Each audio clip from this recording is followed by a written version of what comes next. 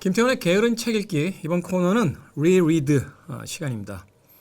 과거에 읽었던 책에 대한 현재의 감상, 그리고 그 책을 계속 제 개인 서재에 남겨놓을 것인지에 대한 극히 주관적인 판단으로 이루어지는 시간입니다. 오늘 여러분들께 소개해드릴 책은요, 뭐 현대의 지식인이라면 이 책을 안 보신 분들은 없겠죠. 건방지게 이야기했었습니다만 막상 제목은 잘 알려져 있지만 그렇게 많은 사람들이 본 책은 아닌 것 같습니다. 헨리 데이비스 소로우의 월든이라는 책입니다. 이 책은 구입한 지 10년은 되지 않았던 거로 기억이 되는데요. 책이 제일 낡아 있어요. 제 서재에 더 오래된 책들도 있는데 사실은 월든을 다시 끄집어내고 나서 이 책을 참 여러 번 읽었구나라는 생각이 들었습니다. 표지도 많이 긁혀 있고요. 소위 이야기하는 클래식입니다. 쉽게 이야기해서 많은 사람들이 읽었으면 하는 책이지만 아무도 읽지 않는 그런 책입니다.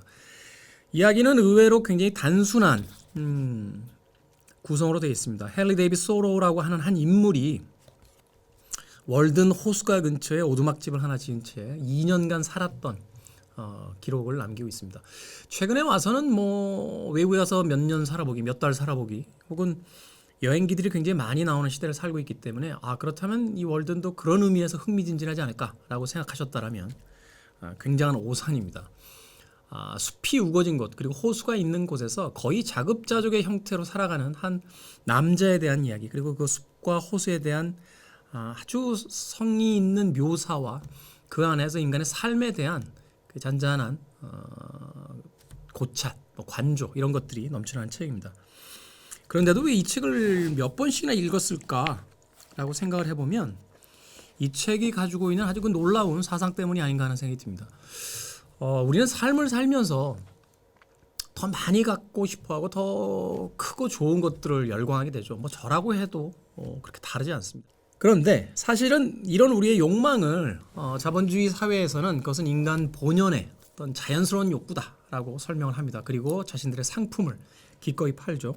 헨리 데이비스 소로의 월드는 바로 그 지점에 정확히 반대쪽에 가 있습니다. 우리의 삶을 살아가는 데 있어서 그렇게 많은 것이 과연 필요한가?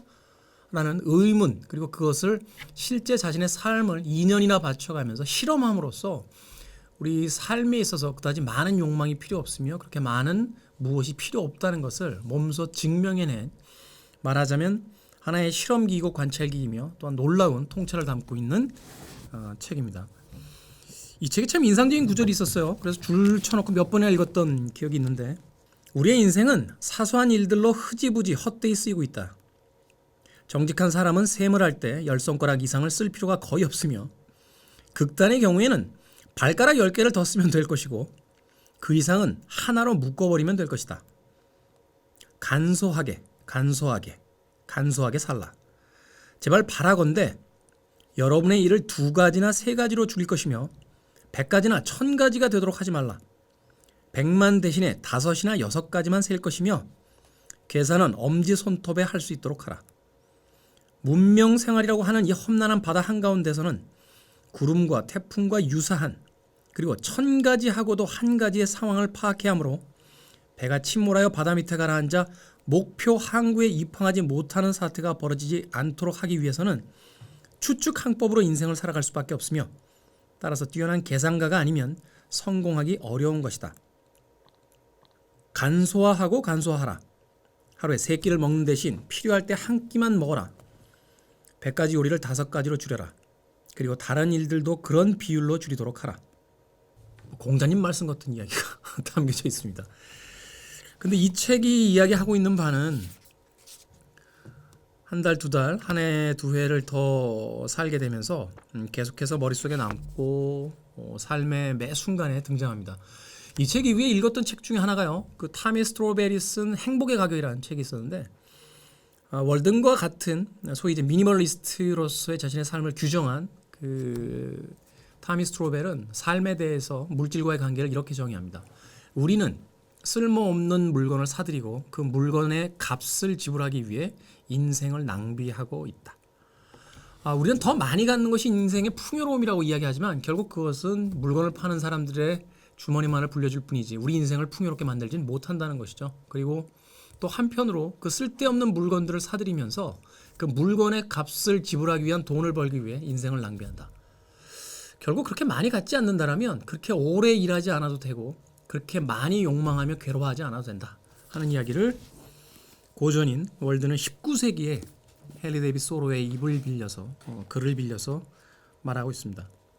말이 그럴듯하지 참 삶에서 그것을 실행하기는 쉽지 않은데요. 근데 막상 그것을 하나 둘씩 자신의 삶에 적용시킬 때 갖는 그 묘한 쾌감이 있어요. 저도 한동안은 책 한 권, CD 한 장을 더 모으려고 했었는데 최근에 와서는 다 팝니다.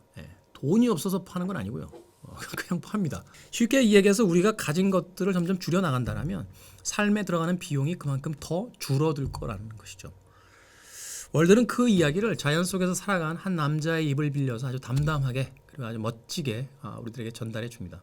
물론 그것을 오늘 내일 당장 실현할 수 있는 것은 아닐 것이고 또 우리가 이 헨리 데이빗 소로처럼 호숫가에다 집을 하나 짓고 살 수는 없는 노릇이겠습니다만 이 책이 쓰여진 것이 19세기라는 것을 생각해 보면 19세기보다 더 복잡해진 21세기의 우리는 얼마나 많은 것들을 소유하기 위해서 인생을 낭비하는가에 대한 부분을 한 번 더 생각해 볼 수 있지 않을까 하는 생각이 들었습니다. 이 월드라는 책에 대한 여러분들의 이야기를 좀 읽어드릴게요.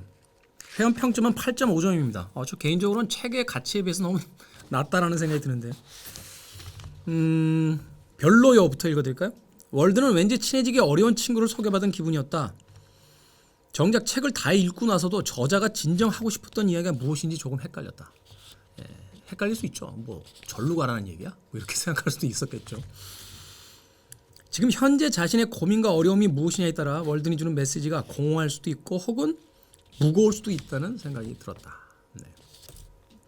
좋아요는 이런 겁니다.